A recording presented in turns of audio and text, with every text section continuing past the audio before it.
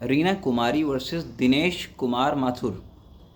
ये supreme court का एक जजमेंट आया है और जजमेंट ये बताता है कि अगर कोई पत्नी विदाउट एनी रीजनेबल रीज़न पति के साथ नहीं रह रही है and she is asking demanding for maintenance, अपना भरण पोषण चाहती है घर रहते हुए बिना किसी रीजनेबल रीज़न के या बिना किसी यथा उचित कारण के, तो आप उसमें मेंटेनेंस क्लेम नहीं कर सकती। इफ़ यू आर लिविंग, अगर आप रह रही हैं अपने मायके में और आपके पास एक जेन्युइन रीज़न, जेन्युइन ग्राउंड है आपका स्टे करने का, अपने माता पिता के यहाँ पे रहने का, तो उसी कंडीशन में आप क्लेम कर सकते हैं। मैं जिस केस की अभी बात कर रहा था उस केस के बारे में आपको बताऊं। मैं पति जो है दिनेश, दिनेश ने केस फाइल किया अपनी पत्नी के ऊपर जब वो अपने मायके चली गई।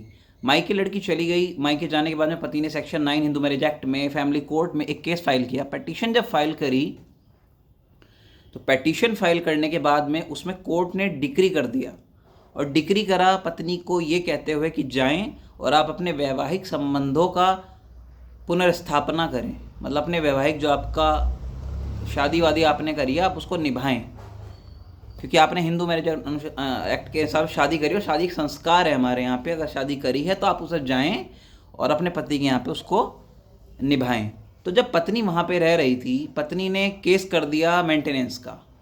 जब पत्नी ने मेंटेनेंस का केस कर दिया, खर्चे का भरण पोषण का केस लड़के के ऊपर कर दिया, तो उस केस में फैमिली कोर्ट में खर्चा बन गया लड़के के ऊपर। It's normal and it's obvious कि अगर आप पति हैं तो आपके ऊपर खर्चा तो बंधना तय है। तो जब खर्चा बंध गया, खर्चा बंधने के बाद में पति जो है हाई कोर्ट अप्रोच कर गया और हाई कोर्ट में उसने वो डिग्री दिखाई जो सेक्शन 9 में उसको मिल गई थी कि without any reason she is living separately from me, मुझसे अलग ये रह रही है बिना किसी यथाउचित कारण के। तो जब हाई कोर्ट ने वो कैंसिल कर दिया उसका मेंटेनेंस, तो वो लड़की पहुंचती है सुप्रीम कोर्ट ऑफ इंडिया में पहुंचती है। तो जब ये लड़की रीना कुमारी सुप्रीम कोर्ट ऑफ इंडिया में पहुंच जाती हैं, तो पहुंचने के बाद में सुप्रीम कोर्ट में ये आर्ग्यूमेंट देते हैं, ग्राउंड देते हैं कि एट द टाइम जब मैं प्रेग्नेंट थी, जिस वक्त मैं प्रेग्नेंट थी उस वक्त इस लड़के ने मेरी केयर नहीं करी, मेरी देख रेख नहीं करी। और ये बहुत ही सेंसिटिव बात है, इसमें कोई दो राय, इसमें कोई डिनाई नहीं कर सकते हम। अगर कोई लड़की प्रेग्नेंट है और आप उसका टेक केयर नहीं कर रहे हैं तो वो अलग रह सकती है। This is a genuine ground. तो उस केस में सुप्रीम कोर्ट ने ये क्लियर कर दिया, स्पेसिफिक कर दिया है कि अगर आपके पास में रीज़नेबल रीज़न है तो आप अलग रह सकते हैं, और अलग रहने के साथ साथ में आप जो है मेंटेनेंस क्लेम भी कर सकते हैं।